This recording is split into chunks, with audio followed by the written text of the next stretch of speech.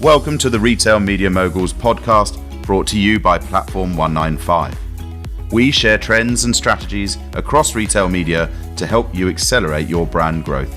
I'm your host, Stuart Adamson. Welcome to the Retail Media Moguls podcast. I'm your host, Stuart Adamson, founder and CEO of Platform 195. Today, we're privileged to host Anders Hjorth, a renowned figure in the sphere of digital marketing and retail media. As the founder of Innovel and a trailblazer in establishing the first retail media expert training in France, Anders has a profound legacy spanning decades. His portfolio is studded with leadership roles at notable establishments such as e-commerce and biddable media, and with a unique blend of expertise in e-commerce search marketing, content strategy, and programmatic advertising, Anders stands out as a thought leader in the industry. He's also authored invaluable reports providing insight to the ever-evolving world of digital marketing, and notably his pioneering work in SEO, and as one of the first Google advertising professionals, highlights his forward-thinking approach, consistently pushing the boundaries of innovation in the field. Welcome, Anders. Thank you very much, Stuart. That was awesome. I couldn't have said it better myself. Why don't you tell us a bit about that journey and how you sort of ended up here in this sort of retail media space? I just ended up being carried away, I think. I saw the internet arrive back in the last century, and I was like, wow, this is going to change the world. I want to be part of it. Yeah. And there was nothing. There was no e-commerce. I think maybe that was around the time when Amazon was starting to sell books off that horrible interface with 1 million books in a database. And it was fascinating to try to build something, build a career or build a company or build whatever. I was pretty much, I want to be there. So that's how I ended up doing some SEO at the beginning, actually. That was the first, I think, marketing application on the internet that you could actually do. There was information sharing. It wasn't marketing, right? Yes. So you could influence people and then you could start doing SEO when the search engines took off. So I ended up on that track. SEO turned into paid search. Paid search turned into programmatic. Social media came on board. There was community management. There was content marketing. There was paid social. This all mixed up. So I've been sort of jumping on those bandwagons. The last one is retail media, because I set up my Innovel consultancy company because I wanted to detect upcoming trends. I wanted to tell people, what's going on in digital marketing. What are the big trends out there? And one of the trends that I sort of stumbled upon was Amazon advertising. So this is back in 2018, 19. I was researching paid search, major trends, what's happening with Google. There was some AI already at that time. There was some privacy legislation already at that time. Some problems with cookies. We could see it already at that time. And then there was, changing ways of working. So I remember this was another report than the one that we talked about. It was a report about paid search trends, right? So as I'd been a judge on search engine awards, I knew a lot of the experts and the best agencies out there. So I could contact, and I actually partnered up with the company that organized the awards so that we could contact these people and build a report to see what's going on. Huge questionnaire, 65 I think that one was 90 questions. I did interviews with 7 or 8 industry experts. And one of the questions I asked these agencies, I said, okay, what types of services are you doing? And they would say, we do paid search, we do shopping, we do whatever, social media. And then I asked another question, which was, okay, where do you spend? Do you spend on Google Ads? Do you spend on Facebook? Do you spend on Amazon? And there was this huge discrepancy between 80% of all these agencies were saying, well, we do shopping. So Google shopping typically, right? So our clients will be retailers somehow. And then there was 30% who were saying, we're doing something with Amazon. These are the leading agencies in the world. And this is the kind of thing I wanted to detect. It was sort of totally struck me. Wow, Amazon is growing. Not everybody's seen this. It's coming on the radar. Maybe that was a bit early, but this later on turned into people talking about the triopoly of digital advertising. Whereas before that, it was Google and Facebook, the duopoly of digital advertising. So I've been tracking, the triopoly ever since, looking at how Amazon is growing. So that's where it all came from. And then once you're in Amazon advertising or Amazon marketing, I got caught in that way. So that's the story. That's where I'm here because I'm too curious and I get my hands dirty too quickly. I want to touch the interfaces. I think it was a few days ago, I just posted my latest update on certifications. I got everything in Amazon, the latest being Amazon Marketing Cloud, AMC, which is a data clean room. Hey, that's so amazing. And it didn't exist a year and a half ago. Tell us about that Amazon evolution. I think there's a lot of listeners who aren't necessarily agency side, they might, but our sort of retail listeners may not sort of be totally up to speed with what Amazon are doing with regards to Amazon advertising. Could you give us an update on that? Amazon started playing around with advertising something like 10 years ago. This is my story. The guys at Amazon were looking at Google, seeing, wow, that's amazing. People search and they serve this advertising. And they thought, well, let's do something like that. So the first advertising product in Amazon was something very similar to AdWords, right? To the old original AdWords solution where you type a keyword and up comes a text ad. Now, on Amazon, it's not a text ad, it's a product ad. And it basically just pulls the product listing and puts it up in the top of the search results. This was very successful. So this has evolved into, so they added a second layer of targeting in there, which is you can, on top of targeting keywords, you can target products. So you can target your own product, you can target competitors, you can target categories, you can target, you can even refine, today you can even refine with so many stars on the rating or prime eligible, etc. So this was the first product. This is me telling a story that I wasn't part of that time. But the second product that then came on was, again, imaginary story. I think these internal business developers were seeing the results of this, saying, wow, this is amazing. We're getting people to click on search results that are product listings. And then the second question comes up, okay, how about if this is my brand and I want to give it a little extra twist? So they came up with the second product, one called Sponsored Brands. Mm-hmm. This is also keyword targeting and product targeting, also shows up primarily in the search results. So the story says, and this is not my story for once, the story says that this was a second team. There was a different team actually building this tool. Yeah? And then they had a third team build a third advertising solution, which is much more of a display, much more of an audience targeting kind of solution called Sponsored Display. So these are the three products that are within the Amazon platform, originally targeted at the Amazon marketplace itself. Now, this Sponsored Display doing audience targeting actually now opens up to outside of Amazon as well. Because there's been, the fourth product has arrived in Amazon advertising. It's the DSP. Mm-hmm. And now we're in a familiar surrounding, aren't we, Stuart? Because this is programmatic advertising. Again, imaginary story. I go back and look at these guys in Amazon. They're sort of probably saying, wow, this is amazing. We managed to do something that does the same or even better than Google. We're monetizing the platform. And hey, what are they doing over at Facebook? And Facebook has this amazing advertising targeting engine, right? So they built the Amazon DSP. And of course, as a programmatic solution, it is on the platform, but it's also outside of the platform. So in summary, you've got these four actually technically different solutions, right?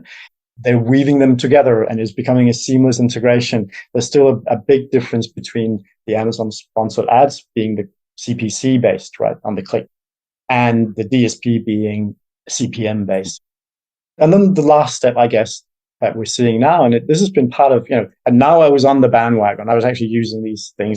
I was setting up the DSP branch for an Amazon agency. And I think it's a great illustration of what's going on in retail media. On that path, I was very, very frustrated. There were two platforms. And I asked these questions to my Amazon counterparts and my colleagues and everybody and saying, hey, can somebody just guarantee me that these results that I'm seeing, these conversions are deduplicated, that I'm not double counting the conversions because I'm using two platforms? And I couldn't find the information anywhere. And so the guys, so some of the account managers, some of the people I know in Amazon said, no, it's deduplicated. And I was like, hey, can you point me to a solution somewhere that shows this and gives this? I can't really find it or whatever. Within the agency, it's an agency called e-commerce made simple. We tried to use the first tool called Amazon Attribution. Now, I think it's still a beta version. We did not like it at all. It doesn't solve the attribution problem. It can track some of the external traffic that comes into the marketplace. But as soon as, you click something inside of Amazon, you lose all the attribution history. So attribution was a big thing for us. And then at one point there was like light shines on the horizon. One of my good contacts in Amazon said, hey, okay, I've got the solution for you. Forget Amazon Attribution. Look into Amazon Marketing Cloud. So Amazon Marketing Cloud was launched in 2021.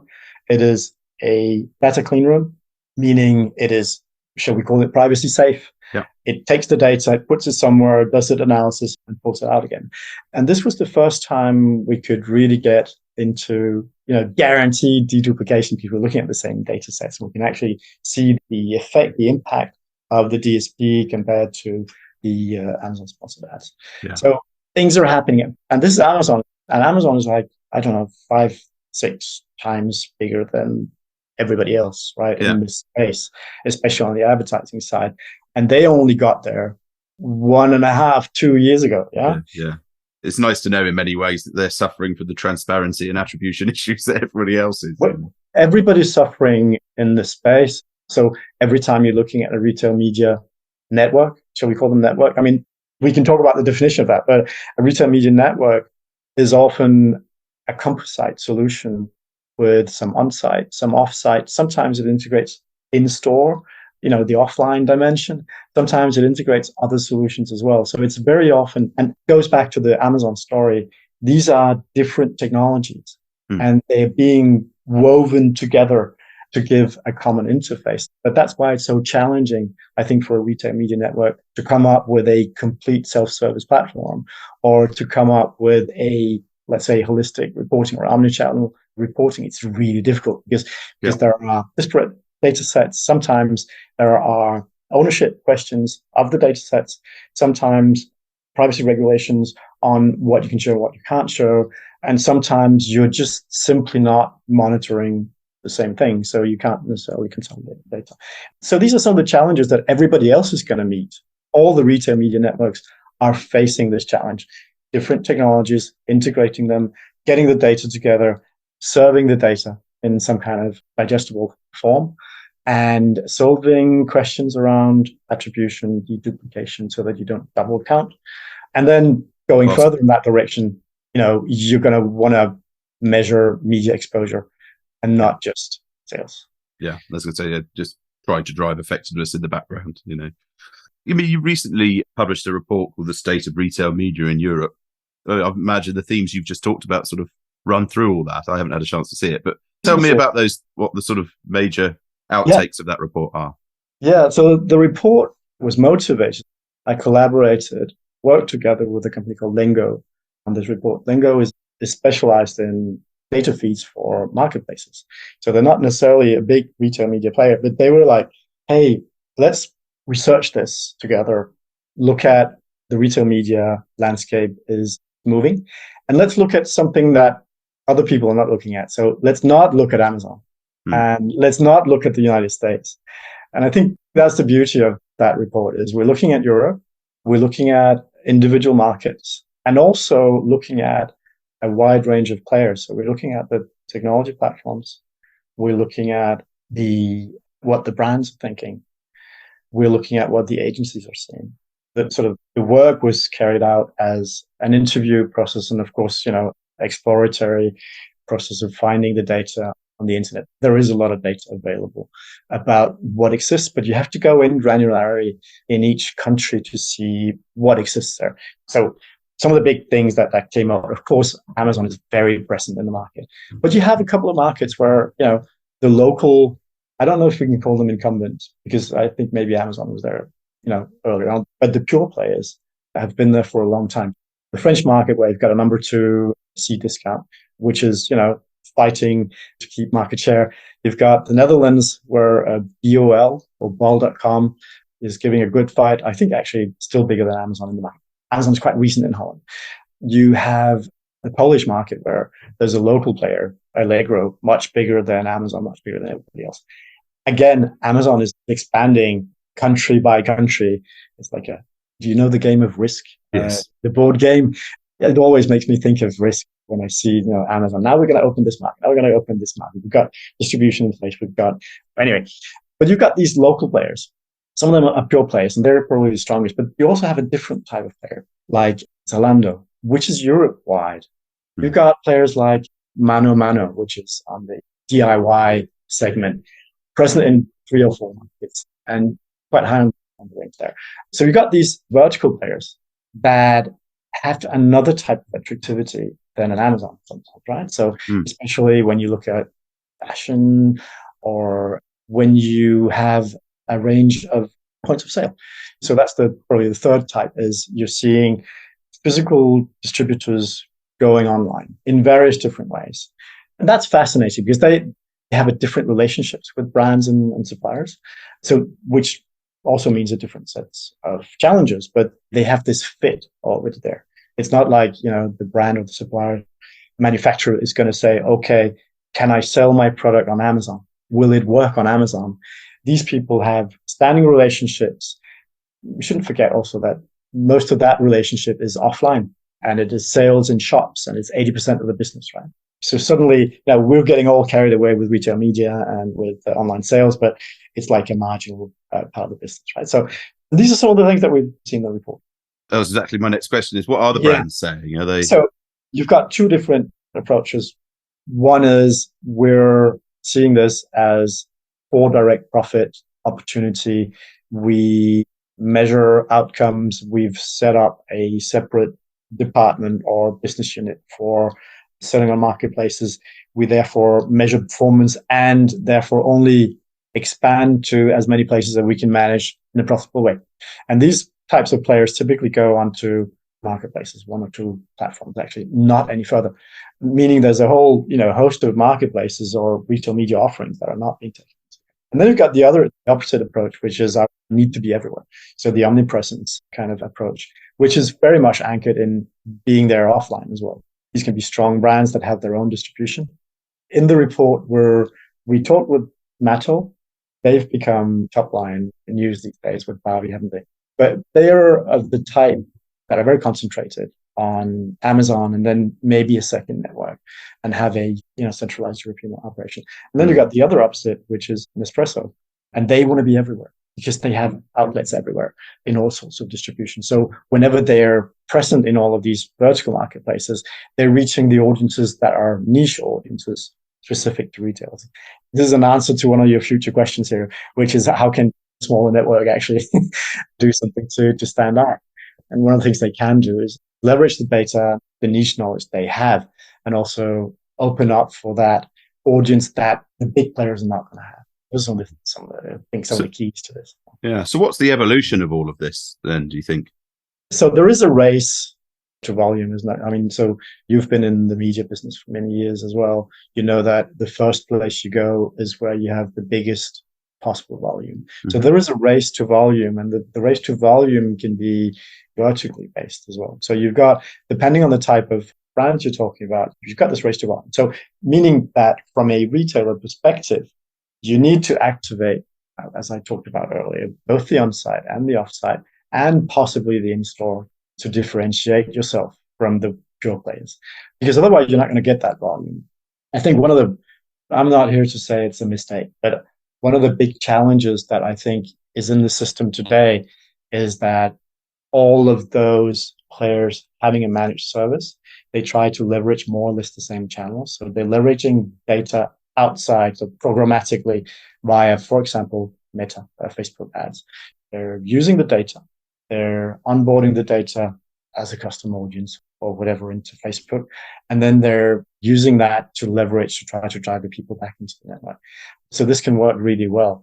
The problem is that if you take this from the brand perspective, there is a huge risk of double exposure, both because retail media is one part of media budgets, and there could be other campaigns running at the same time.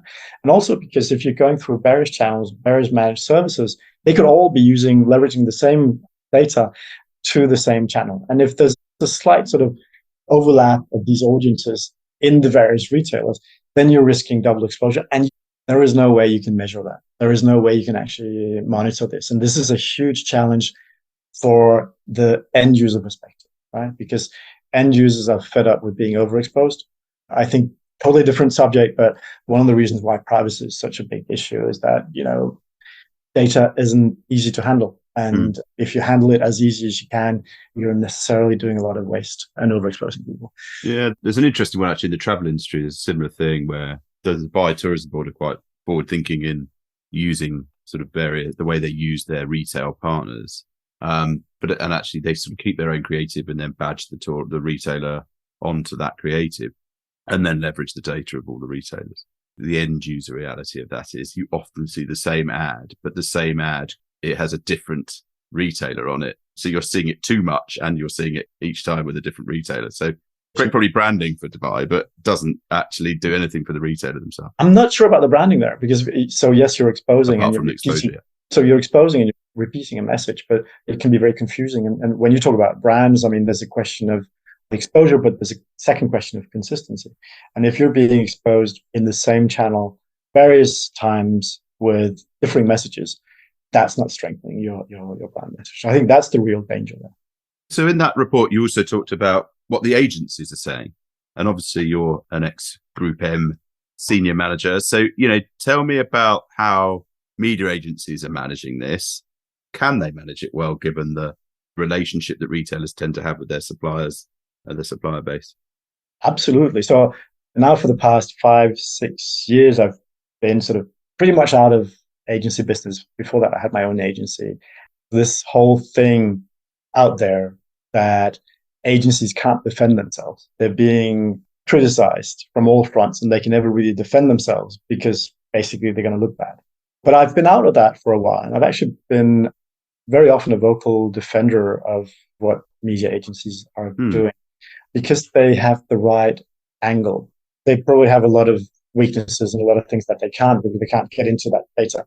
But they have the advantage of knowing exactly what data you need and also of knowing how to operate that data. All the big media agencies today are full on board with retail media.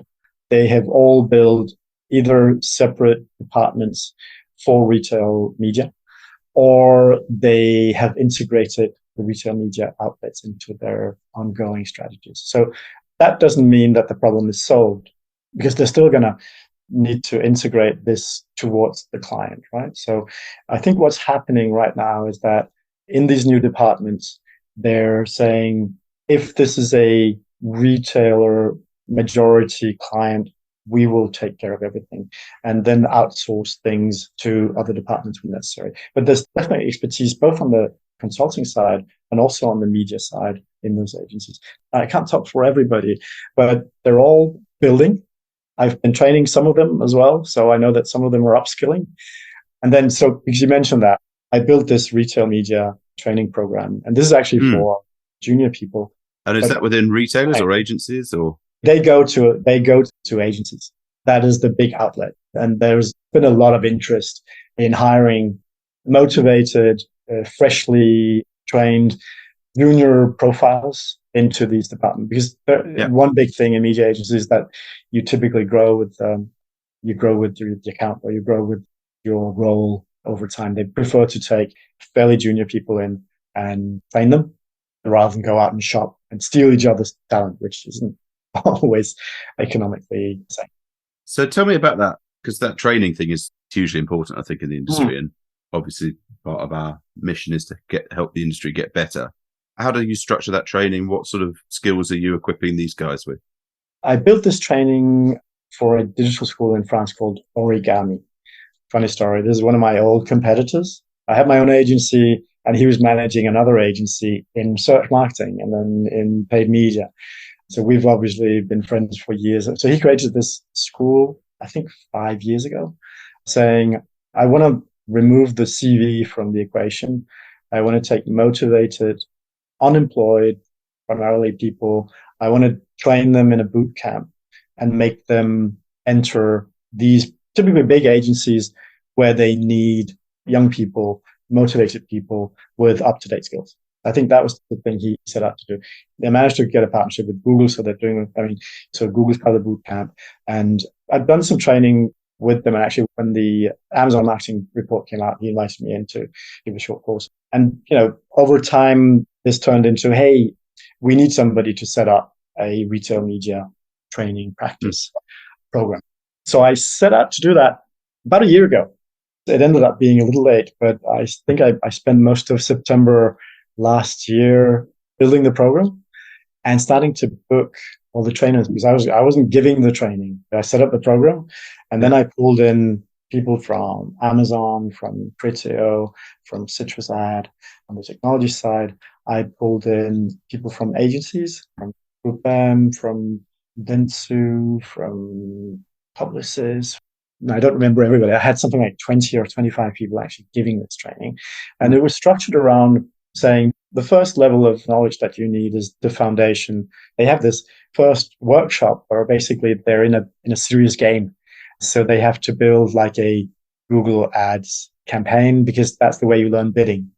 So we've got a lot of modules, but I think some of the things that I really liked that we put in there was these 4 sessions. The first workshop where you learn bidding, the second workshop where we give them, so they work in groups, we give them a data set from a marketplace and they say, go out and build a monetization model.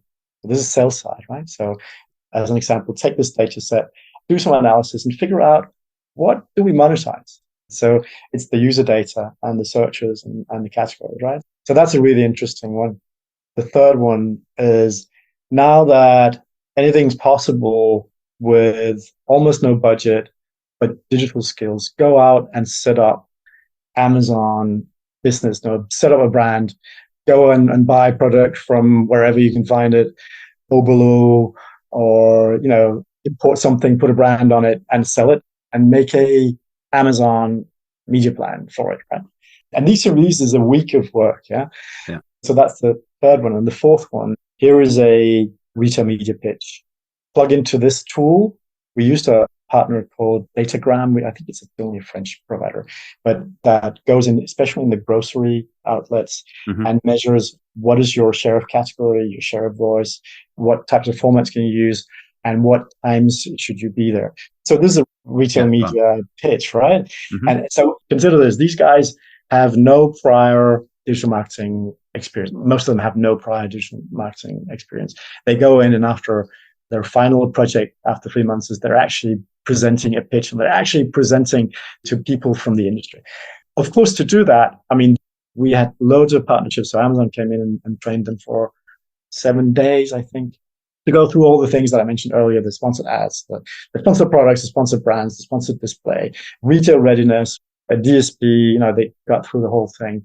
Otherwise, you can't necessarily do these projects. We got people in to explain what's a marketplace, what's the economic model. Got somebody in to explain what is retail media. This is one of the founders of one of the technologies out there.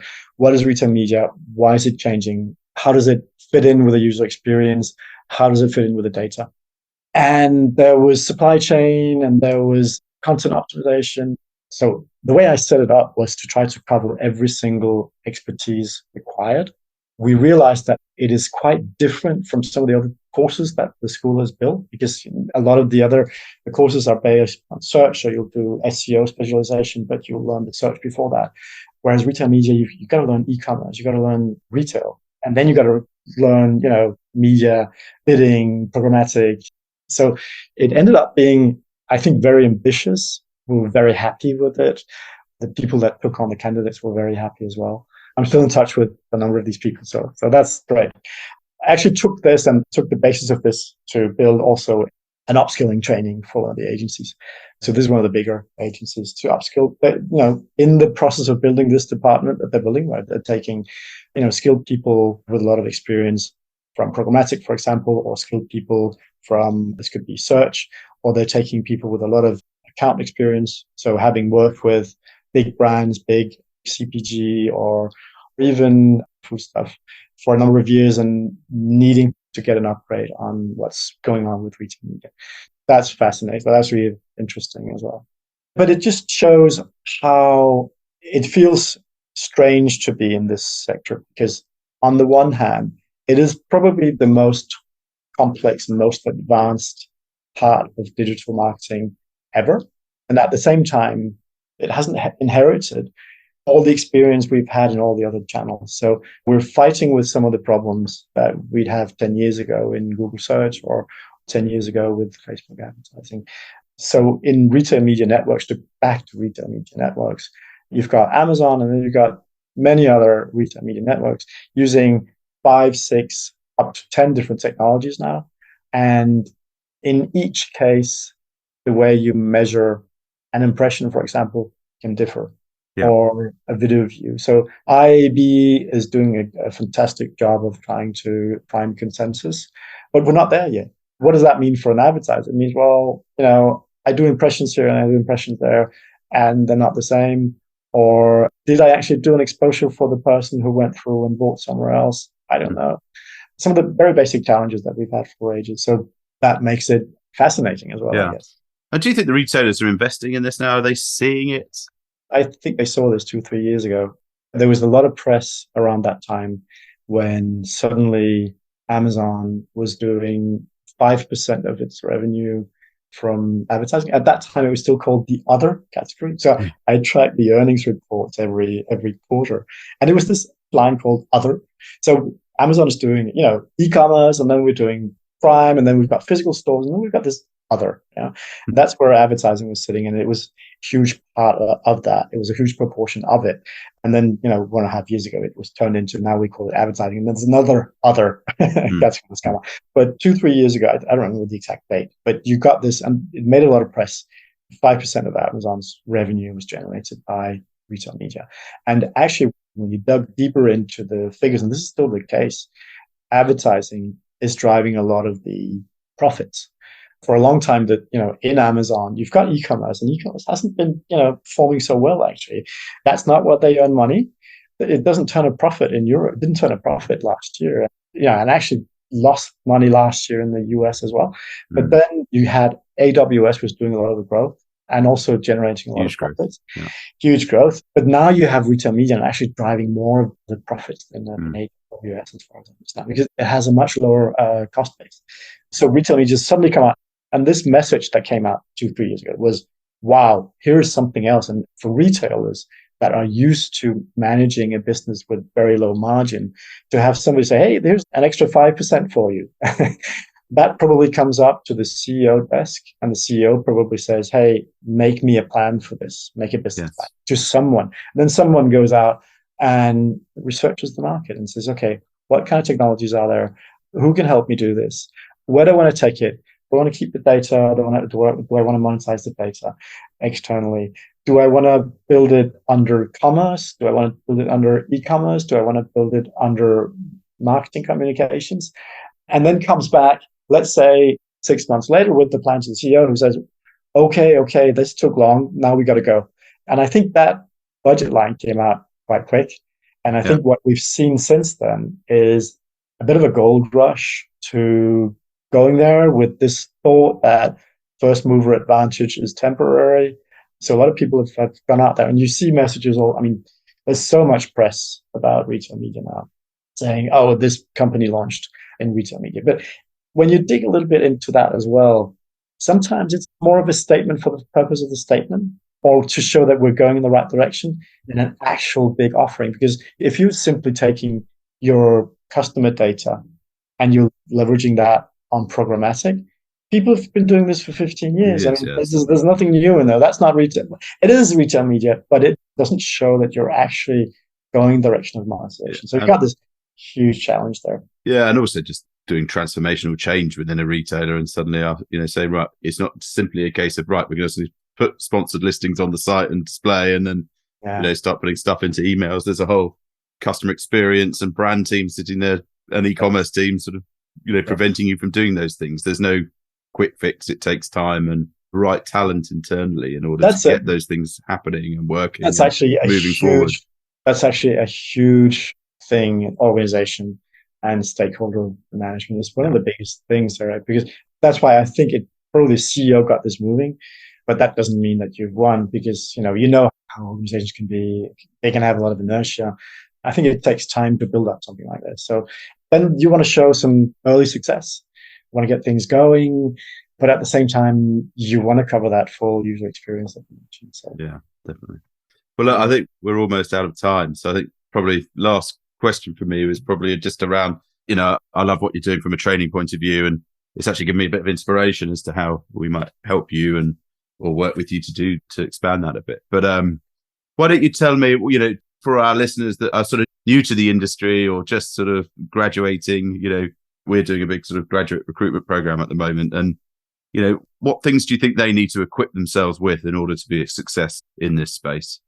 Okay, so the fast track for retail media knowledge is learningconsole.amazon.com, because it's totally free training material, and it gives you the basis for understanding all the moving parts in the system.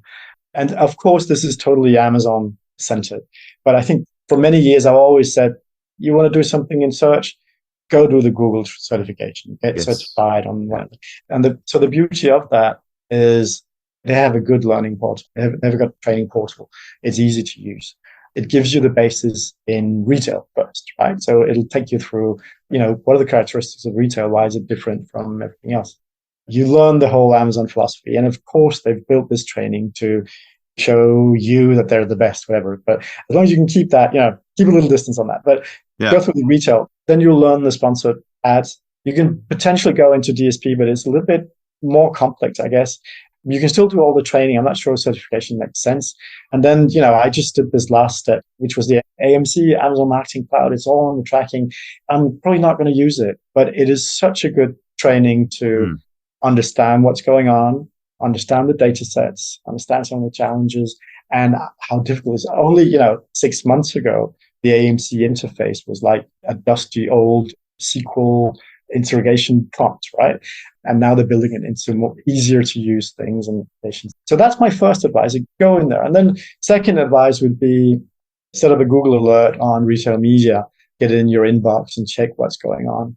I get updates every day, so much going on, so much happening. And if people are thinking about where to go, where to build a career in this space, everybody's hiring. And I think, a lot of this stuff, you learn it on the job.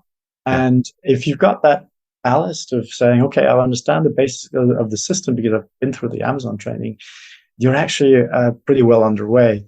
So that's my quick fix, I guess, for everybody out there wanting to enter this area. And actually, I think that's brilliant, pragmatic, practical advice. I think that's really, really, really good. Listen, Anders, thank you so much for gracing our Retail Media Moguls podcast. Look, it's been absolutely fascinating. I've loved it. And what's great about it is often we talk about the same things, but actually this time we've talked about lots of different things like Amazon and, the brand view and the training side. So really been really, really interesting. Will you come back and see us again in sort of 6 months' time and see how the world's moved on? Just send me a calendar invite and I'm here and I will have a totally different story to tell. Thanks, Anders. The Retail Media Moguls podcast is brought to you by Platform 195.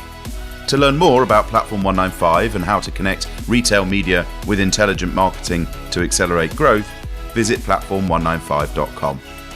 And then make sure to search for Retail Media Moguls in Apple Podcasts, Spotify and Google Podcasts, or anywhere else podcasts are found. Make sure to click subscribe so you don't miss any future episodes. And on behalf of the team here at Platform 195, thanks for listening.